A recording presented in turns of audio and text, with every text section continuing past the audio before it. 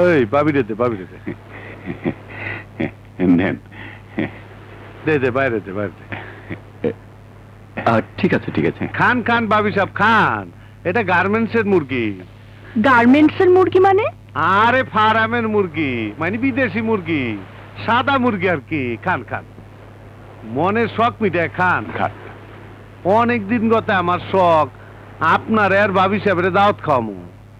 আপনারা বড় বড় হোটেলে খান, আমার এই নদীর পারে মুক্ত হওয়ায় একটু ফরেন ভাব আর কি। আপনার মতন মহান ব্যক্তি আমার দাওয়াত কবুল করছে, আমি খুব খুশি।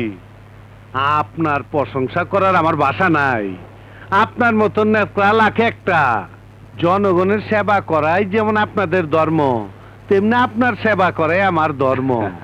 আপনার পায়ের নিচে আমার বেহের। আর ভাবির কথা কি কমু, এইরকম সুন্দরী ভাবি আছে বইলাই আজ আপনার এত নাম এত সুনাম। কি যে বলেন! সত্যি ভাবির এখনো যেরকম চেহারা, সিনেমার নায়িকা মৌসুমীর শাবনূর ওরা ফেল। ভাবিরে দেখার পর থেকে আমি একদিনও ঘুমাইবার পারিনি। ভাবির চোখে কি যে জাদু আছে, চেহারা এমনই তাকাইলে চোখ ফিরানো যায় না। আর ফিগার ভাবির ফিগারের দিক তাকাইলে আমার মাথা গরম হয়ে যায়। এসব কি বলছেন আপনি? ভাবিরে আমার খুব পছন্দ হয়েছে। মুখ সামলে কথা বলবেন। মুখ থাকলে সে না মুখ সামলায় কথা কম, আমার তো মুখই নাই। তরফদার সাহেব, জনপ্রতিনিধিকে এভাবে অপমানটা ঠিক হচ্ছে না। আরে অপমানের দেখছেন কি, মাত্র শুরু। আপনার একটা জঘন্য ভাষায় একটা গালি দিতে চাই না। আপনারা নেতা মানুষ, আপনারা গালি দেবো না। আপনার দাওয়াত দিয়ে আনছি, আপনার স্ত্রী আমি হাঙ্গা করব। তরফদার, এ ধরনের বাজে কথা বলবেন না। বসেন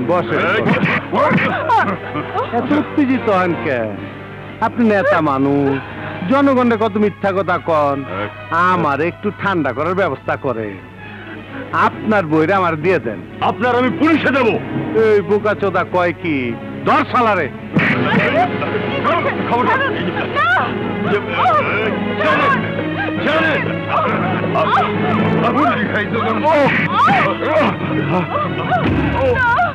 এখনো সময় আছে, তোর স্ত্রীরা আমার হাতে তুইলা দে, তাইলে তুই বাইচে যাবি গা। আমি মরে গেলে তোর মতো কুকুরের কাছে আমার স্ত্রীকে দেবো না। তাইলে তোর কলে টিপ দিতে হইব। কলে টিপ পানি পরে তোর বউরে বিয়া করুম। কাজী ডাকো, মোল্লা ডাকো, মাইরা ভালো।